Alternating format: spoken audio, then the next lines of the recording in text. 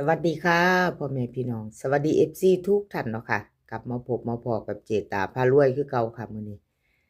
เจตาจะมาว่างแนวทางของลาวพัฒนาค่ะเห็นอยู่นี่จะเป็นของดาพารวยคนสวยในช่องเนาะค่ะดาพารวยคนสวยในช่อง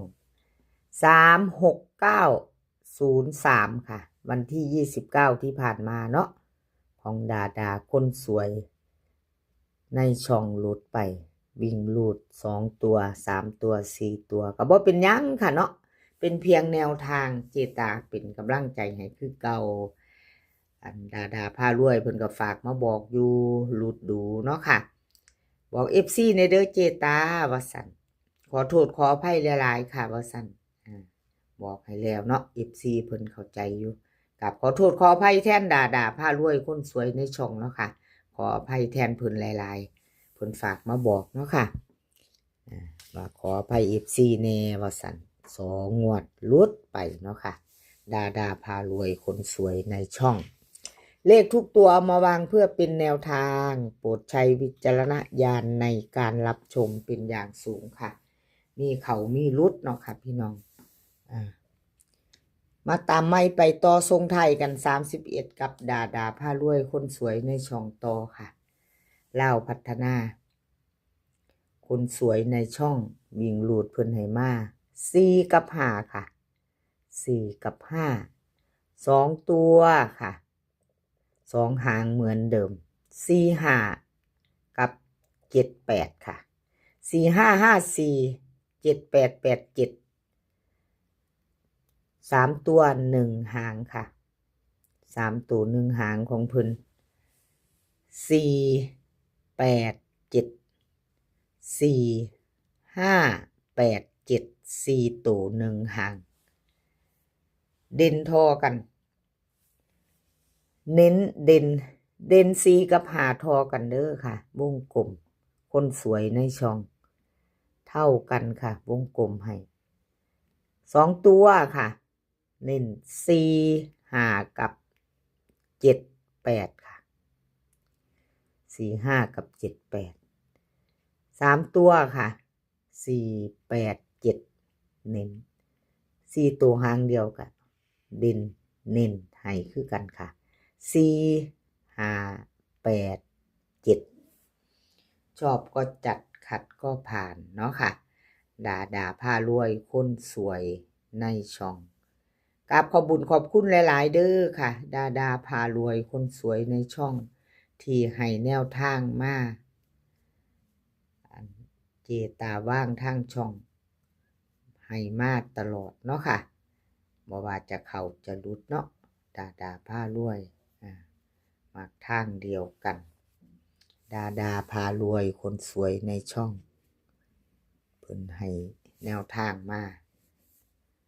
ตลอดเนาะค่ะแคปหน้าจอค่ะ FC ดาพารวยแคปหน้าจอแคปไว้ไปวันที่31เนาะพี่น้องไปรุ่นกันใหม่ไปต่อ31ส่งท้ายปีเก่าโชคดีส่งท้ายเนาะค่ะแล้วก็ต้อนรับปีใหม่เนาะส่งท้ายโชคดีส่งท้ายกับดาคนสวยในช่องวันที่31เป็นวันพุธค่ะไปจะตามต่อแคปหน้าจอไปต่อค่ะ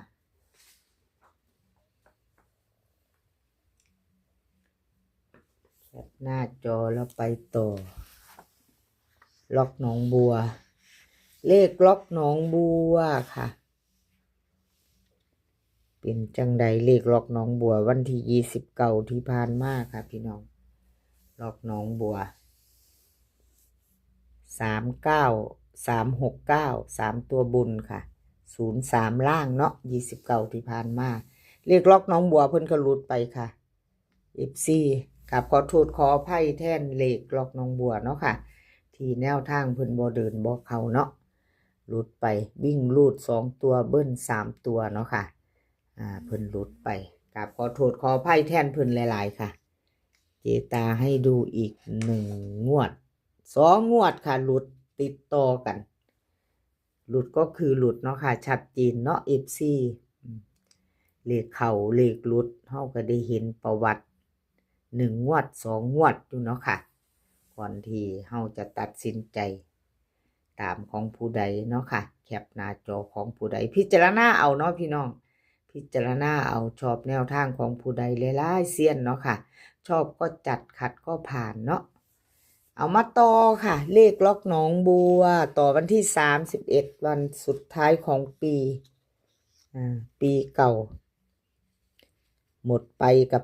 31นี่ละค่ะลาวพัฒนาก็ออกพอดีส่งท้ายเนาะ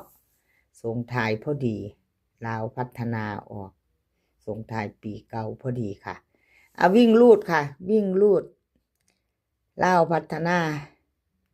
ของเลขล็อกหนองบัวเพิ่นให้มา6 กับ 5ค่ะ6 กับ 5 2 ตัว 4 หาง6 1 6 2 5 4 5 3เบิ้ลเขา6 6 5 5 3 ตัวค่ะ6 5 3 5 6 2 6 6 1วิ่งลูดเพิ่นล่อง6เด่น5ค่ะ2 ตัวเน้น2 หาง6